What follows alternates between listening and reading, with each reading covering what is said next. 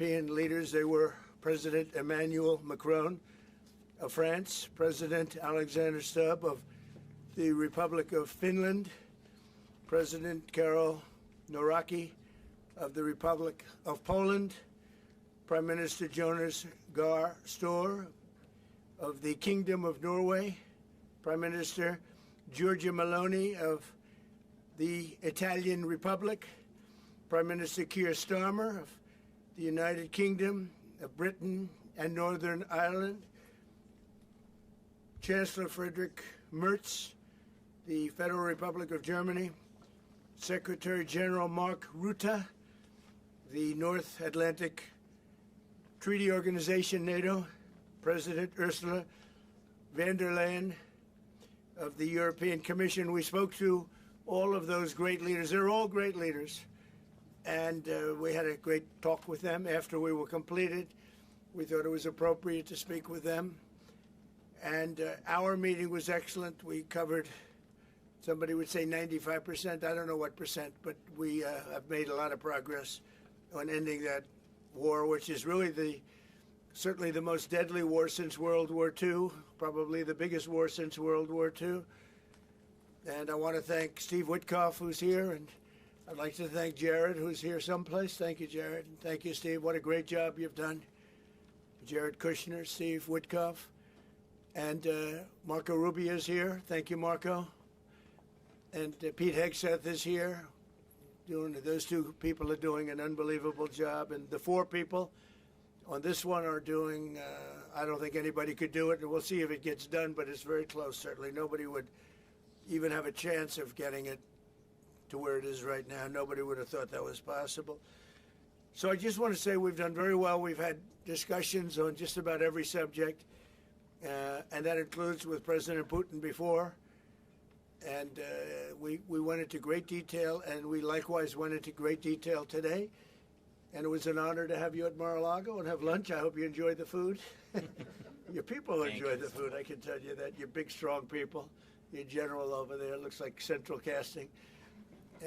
I want to also, by the way, speaking of generals, we have a great general, General Raisin Kane, who is here someplace. Thank you, General. Thank you very much. He's great.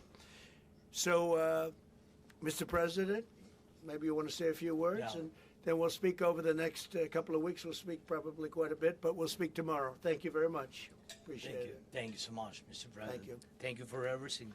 Dear colleagues, first of all, I would like to thank President Trump for a great meeting at this amazing place in his home in Mar-a-Lago.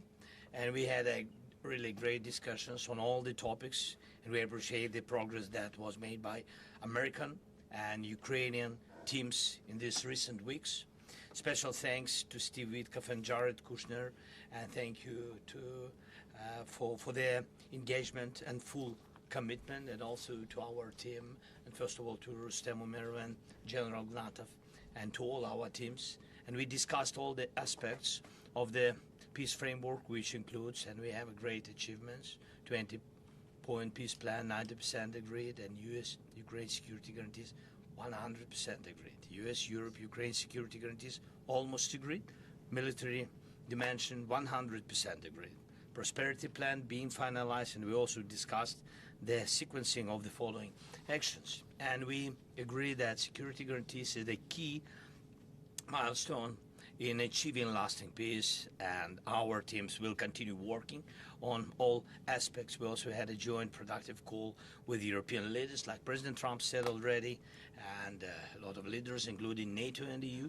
And we agreed that our teams will meet in upcoming weeks to finalize all discussed matters. And we agreed with President Trump that he will host us, and maybe in Washington, European leaders and Ukrainian delegation, yes, in January. And Ukraine is ready for peace. And once again, would like to thank President Trump for a warm welcome and substantial discussion.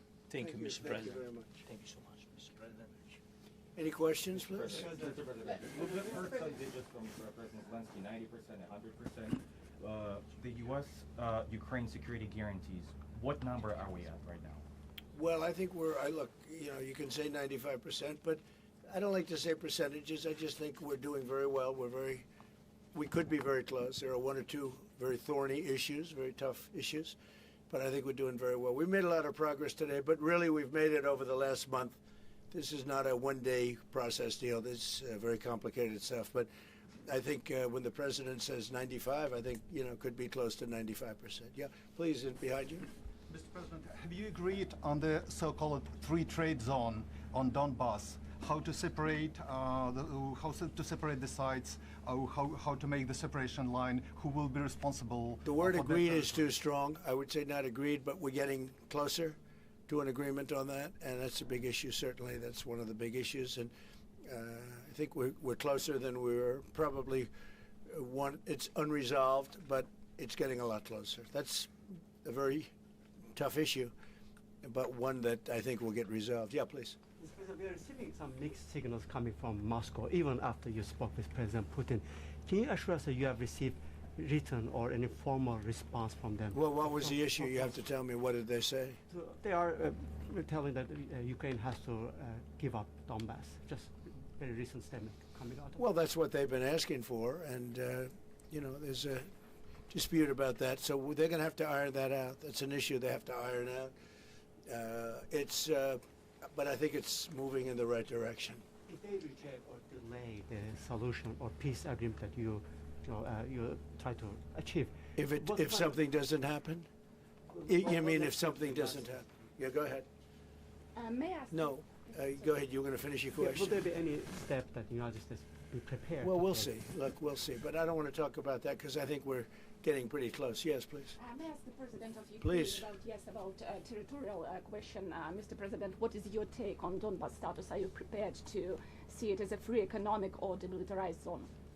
No, we spoke about 20 points plan, and I'm happy that really our teams very close to results, and I agree with President Trump that our teams worked not one day and not one week, more than 1 month, beginning from Geneva, then 2 meetings in Miami, then we had Berlin, and now we have Mar-a-Lago. So this is a very difficult question. You know our position, so it's, we have to respect our law and our people, and we respect the territory which we control. And of course, our attitude is very clear. That's why President Trump said this is a very tough question. And of course, we have with Russians different positions on it. And have you discussed referenda about? When we speak about referendum, we spoke that it's one of the key. We can have referendum on any kind of points of this plan. I said that we can use referendum like for the plan, or we cannot use referendum. It's one of the key. We can use, this possibility of Parliament to vote according to the law or to have referendum.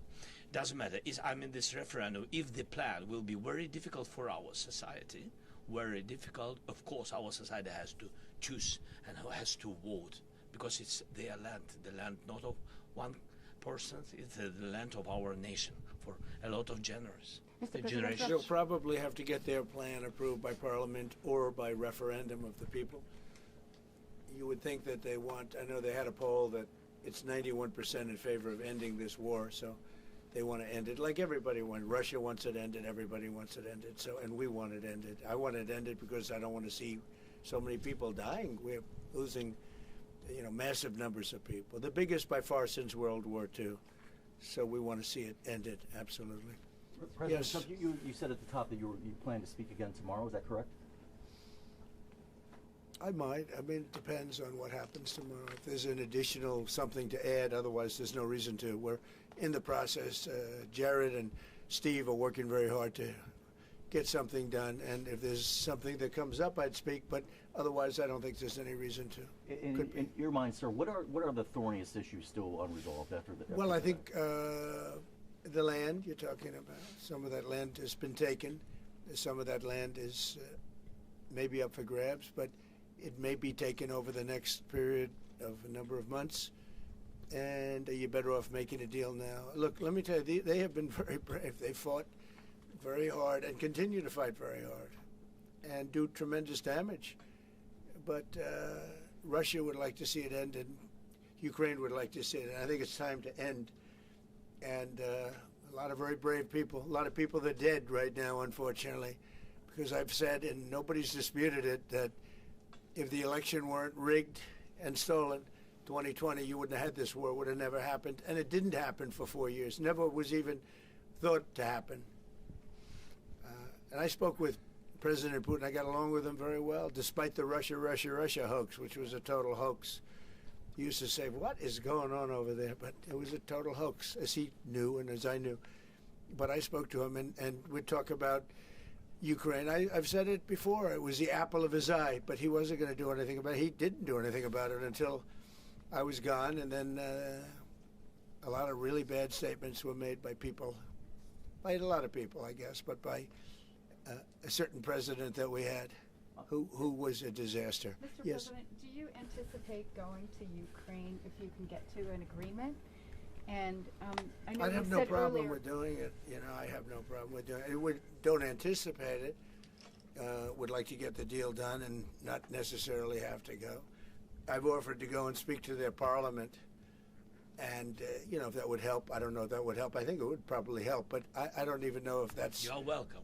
Yeah, no, I know. Always. So I'm not sure that it would be really necessary, but if it would help save 25,000 lives a month or whatever it may be, I would certainly be willing to do that. Yeah, please. No, behind you. Thank you, Mr. President. And how about Are you? Where are you from? from Ukraine? Good, I had a feeling. Public broadcaster. Good. And how about Zaporizhia nuclear plant? Have you discussed this question? On what? Zaporizhia nuclear plant. Yeah, we discussed that at length today. As you know, it's in pretty good shape. It can start up immediately, almost immediately. And it's one of the things I discussed with President Putin. And they were talking about the nuclear plant. It's probably the biggest in the world, just about the biggest anywhere in the world. Can you believe that? And President Putin's actually working with Ukraine on getting it open. He's been very good in that sense. He wants to see that open. And he hasn't hit it with missiles, hasn't hit it with anything. It's a big danger to do that for everybody. But they're working together to try and get it. It can open very quickly. It's in pretty good shape. And the people there have been there for years. The people there running it. You know, they have 5,000 people in that plant. Can you believe it? I learned that today. 5,000 people. It's the biggest plant of its kind in the world. And they're working together to get it opened. They could maybe get it open quickly. That's a big step when he's not bombing that plant. It's a big step. Mr. President, in the readout from Moscow, they talked about the creation of some working groups. That Yes. would be set. Can you tell us about what those working groups Sure. would entail? And also, if you wouldn't mind, what is the message that you will give to Putin when you speak to him after your meeting? So here? the working group is going to be composed of Steve Witkoff, Jared Kushner, General Raisin Kane, Marco Rubio, and a few other people that we're going to be putting onto it. I think Pete Hegseth should be in that working group. He knows the territory very well. He's been fantastic at what he's doing. And they may add one or two people. And likewise, Ukraine's going to have some very good people that were at lunch today that enjoyed the lunch today a lot, more than they thought, right? But do you want to say who may be on your working group? Yeah, we now, as I said, that we work with Steve and Jared. We worked our Rustem Umerov and also Deputy Minister Gislitz and also General Gnatov, and they will continue work in this group.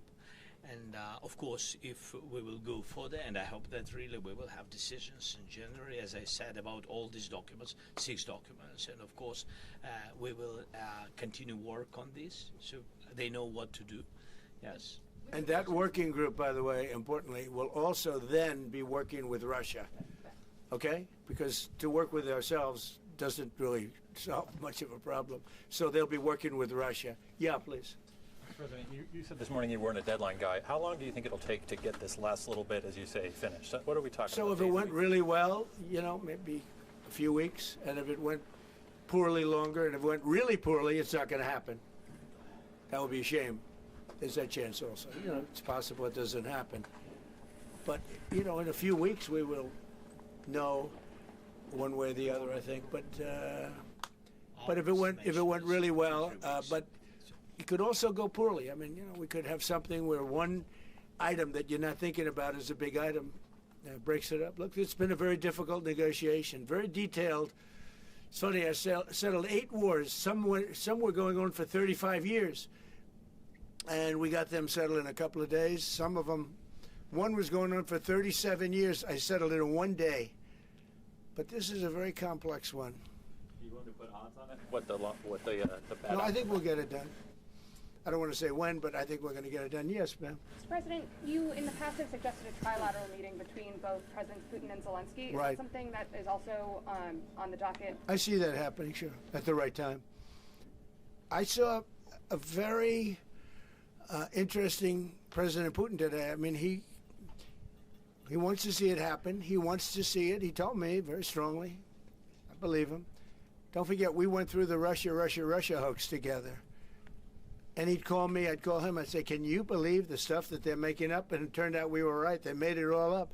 And despite that, we didn't get into wars and we didn't get into problems, but we weren't able to trade very much or any of that, which was a shame because, you know, a lot of success could have been had by trading with Russia. They have great land, great minerals and other things, and we have things that they want very badly. But the Russia hoax, which was a terrible made-up fictional thing by Crooked Hillary and by Adam Shifty Schiff and bad people, sick people. They made it up. It was all a made-up hoax, but it kept us really from dealing with Russia, kept Russia dealing, you know, from dealing with us. So, but despite that, we got along, and I don't know. I think we're going to get there. I know him very well. I think we're going to get there. Did you discuss any time, location, meeting place? Yeah, we're discussing a lot of things. No, look, I was on the phone with him for almost, I guess, 2.5 hours, they're just telling me now. That's a long time. We discussed a lot of things. We didn't talk about the weather. We weren't talking about what a beautiful day it is in Palm Beach, Florida. Yes. Trump, President Zelensky mentioned maybe a meeting with European leaders back in Washington. Would that be in the next few weeks? Well, in Washington or someplace, yeah. These leaders that I just read, these are great people. You know, they've spent a lot of money on helping Ukraine. And look, they're doing it for themselves also, meaning their country, because Ukraine's a very important country for them in particular. For us, it's very important. To me, it's the lives. You know, we're thousands and thousands of miles. We're protected by a thing called the Atlantic Ocean and lots of other places, to be honest. And they're not, you know, they're right there. But we're working together with them as we should be. But I'm doing it to save lives. You know, we're not spending any money. Biden gave $350 billion away. And the president was nice enough to give us a contract to take out rare earth and things. So we'll see how that all works out. We have a contract, but we appreciated that. He was very good.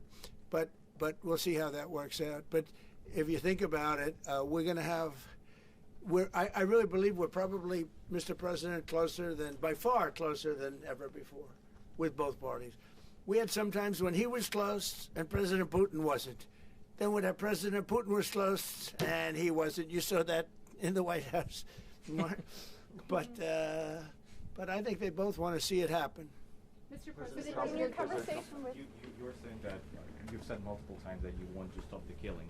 And nearly 100 American citizens died in Ukraine on the battlefield. Yeah. What's your message to their families whose loved ones died fighting for Well, look, I mean, the message is so obvious. It's what a shame. They died in a foreign country. And some are celebrated people. They're very celebrated.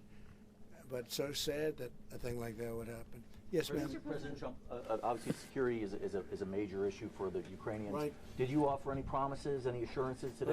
Well, I did. We want to work with Europe, and Europe is going to take over a big part of it, as you can imagine. You know, they're right there.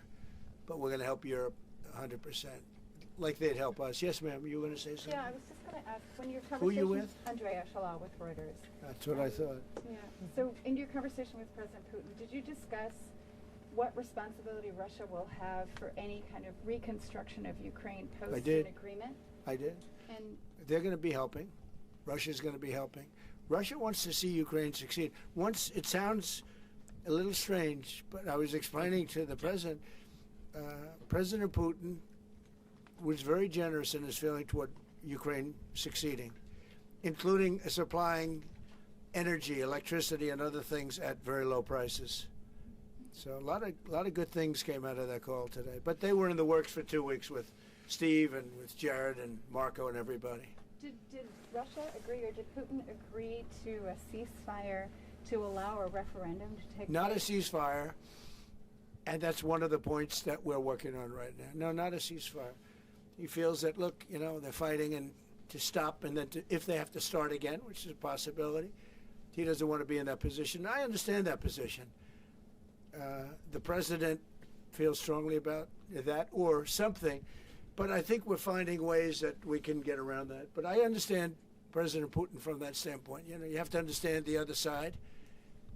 And, you know, I'm on the side of peace. I'm on the side of stopping the war. So, but I think that's a problem that's going to get solved. Yeah. Would people who live outside of Ukrainians who fled during the war be allowed to participate in the referendum? What do you mean, people where live? The people that left. refugees So who the fled people to we have, Poland and Germany. if we speak about the people who are abroad, who are not on the territory of Ukraine, you mean that in Poland, in Germany, we have millions of people. Yeah, they have a referendum in the same of elections, in the same way how people come and vote. They have rights for this, and of course they have to come. That's why if we will come to referendum, yes, if we will come to such decision, people need infrastructure for this, and it's not simple.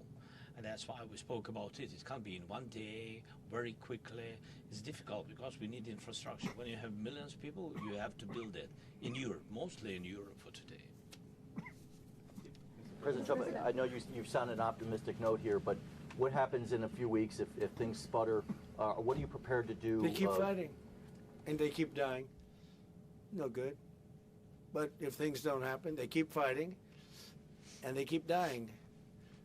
And we don't want that to happen. He doesn't want it to happen. President Putin doesn't want it to happen either. Okay? Thank you very much, everybody. Thank you. Appreciate it. Thank Great. you, sir. Thank you. Thank you, sir. Thank you. And thanks for lunch. I don't know. Was it a good lunch? Yes, sir. There's no lunch. He walked in. He said, "This place is gorgeous." I don't think he wants to go to the White House anymore. That's the problem. I'm ready to go to the White House. I know. It is. The White House is a very special place, and so is this. I hope you enjoyed it. Thank you very much. Thank you, sir. Thank you, sir. Thank you. Motion to-